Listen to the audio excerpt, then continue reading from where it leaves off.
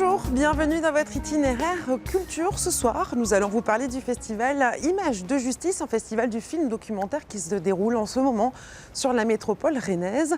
Mais avant cela, nous allons aussi parler de danse, de cette danse qui aide à se sentir bien dans son corps. Depuis plusieurs années, l'association Danse à tous les étages propose à un groupe de femmes en difficulté sociale et d'intégration de monter un spectacle avec un chorégraphe professionnel. Un spectacle qui sera donc présenté la semaine prochaine, vendredi 5 février à Saint-Malo. Regardez ce reportage de Séverine Breton, Bruno Van Wassenhoff. Nous, on se retrouve juste après, ici, à la Parcheminerie. Il y a le Saint-Malo des plages et puis il y a l'autre, celui où le soleil brille un peu moins fort, un peu moins chaud, celui de Muriel, Chris ou Panda. Alors le soleil, elles sont allées le chercher ailleurs, dans une salle de danse. Moi, ça m'a fait quelque chose, ça m'a fait un soulagement déjà dans le cœur. Parce qu'avec ce que j'ai vécu, la mort de mon ami, je restais enfermée, je bougeais plus, je voyais plus personne. Et moi, ça m'a fait vraiment du bien. Il y a quelques semaines, elles ne se connaissaient pas, ne dansaient pas, chacune dans son coin, avec sa galère, l'absence de boulot et la confiance en soi, qui peu à peu s'effiloche.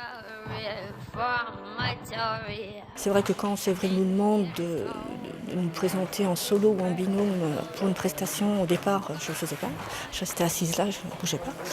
Puis après, au fur et à mesure... Jérôme, le dessinateur, et Séverine, la chorégraphe, sont là pour guider les mains et les pas.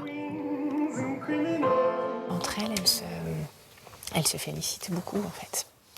Elles sont super bonnes publiques également. Et du coup, c'est que du plus, qui donne du plus, qui donne du plus. Et ça se construit comme ça. Aujourd'hui, toutes bougent, dansent, dessinent. Elles ont retrouvé un corps et relevé la tête. On se sent mieux. Moi, quand je sors, voilà, je me sens plus légère, plus vivante. Je suis moins stressée par les gens que je croise. Dans quelques jours, elles monteront même sur scène pour donner un spectacle.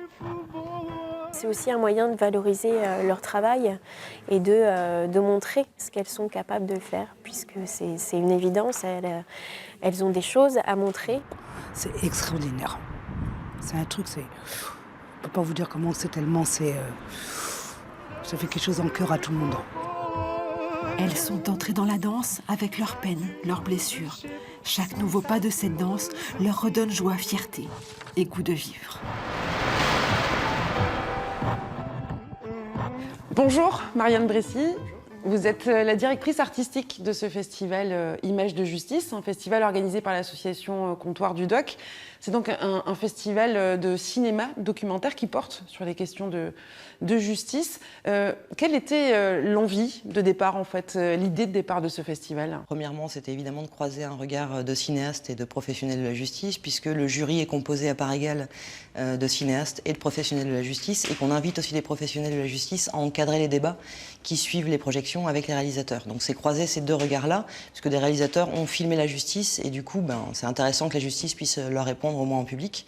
Vous proposez 14 films au public. Il y a des films qui sont tournés aux États-Unis, au Brésil, pas seulement qu'en France. C'était important de montrer ça.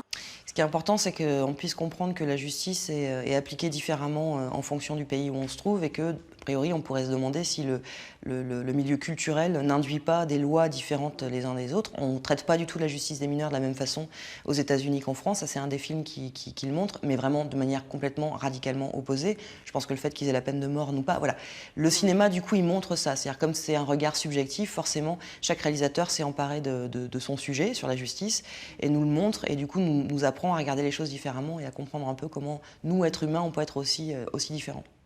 Alors justement, avant d'aller plus loin, je vous propose de regarder un extrait de Life in Paradise, un film qui sera projeté ce week-end ici, à la Parcheminerie, et qui a été tourné en Suisse. Regardez.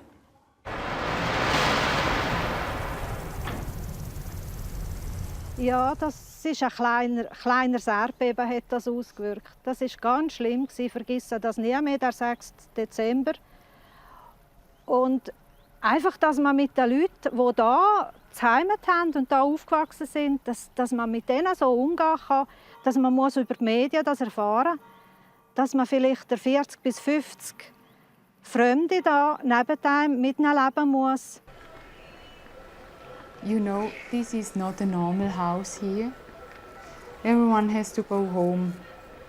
Switzerland don't want you to stay here. What do you think to do now? Well, since they don't want me, I have to find my way to my country. Yes.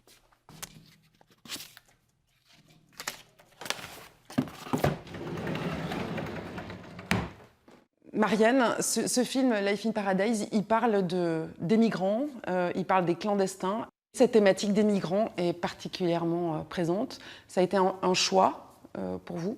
Depuis 3 ans, les réalisateurs s'y intéressent davantage parce que le phénomène s'est accentué. On le retrouve dans les médias et on le retrouve aussi dans le cinéma d'auteur. Donc c'est pour ça qu'il y a autant de films dans la programmation sur la migration. Il y en a 3 en l'occurrence.